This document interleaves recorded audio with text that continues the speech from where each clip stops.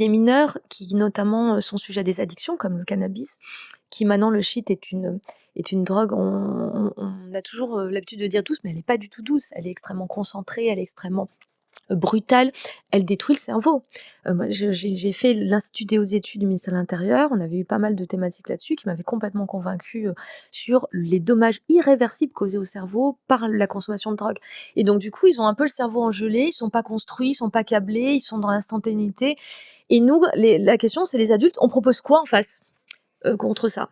Est-ce que la prison c'est vraiment, enfin, oui, on peut se servir un peu de la prison, mais c'est quand même, un grand gâchis. Il avait des stupéfiants sur lui, du cannabis.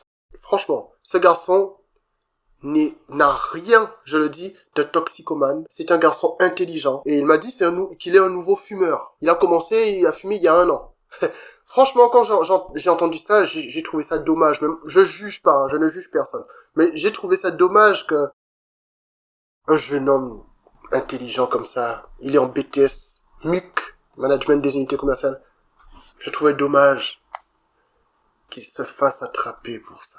Est-ce que la prison, c'est vraiment, enfin, oui, on peut se servir un peu de la prison, mais c'est quand même, un grand gâchis. On a à peu près 30 de personnes détenues atteintes de troubles mentaux, y compris des troubles mentaux très sévères de type, schizophrénie, paranoïa, bipolarité, donc avec un danger, hein, en l'absence de traitement, qui est, du type vie humaine, hein, d'accord?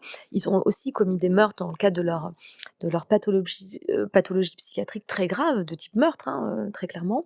Mais ils se battent contre des démons, ils se battent contre des images mentales. Dans l'île de Guadeloupe, il y a qu'un hôpital psychiatrique, mais qui est pas du tout assez sécurisé pour accueillir notre population pénale. Donc il va peut-être prendre en charge 1 ou 2 jours de temps de stabiliser, mais qui peut pas accueillir plus. Mais on n'a pas d'unité pour malades difficiles, on n'a pas du ZIP, on n'a pas du HSA, qui sont des structures à la fois pénitentiaires avec une sécurité forte et psychiatrique. Donc conclusion, on les a tous en détention.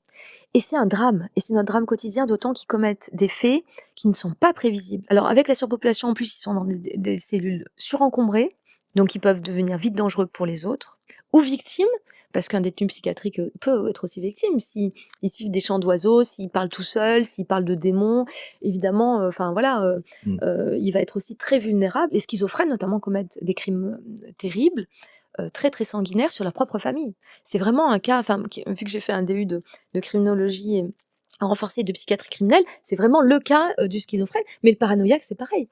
Il se crée un univers mental où à la fin, il va assassiner la personne, c'est certain. Et la paranoïa ne se guérit pas. C'est pas une maladie mentale qui se guérit. Donc la personne va être paranoïaque à vie. On est d'accord qu'on parle de maladies psychiatriques lourdes qui sont de toute façon pas guérissables. Et pourtant, mon père ne fumait pas. La Marie Juana. Et pourtant, ton père ne fumait pas. La Marie Juana.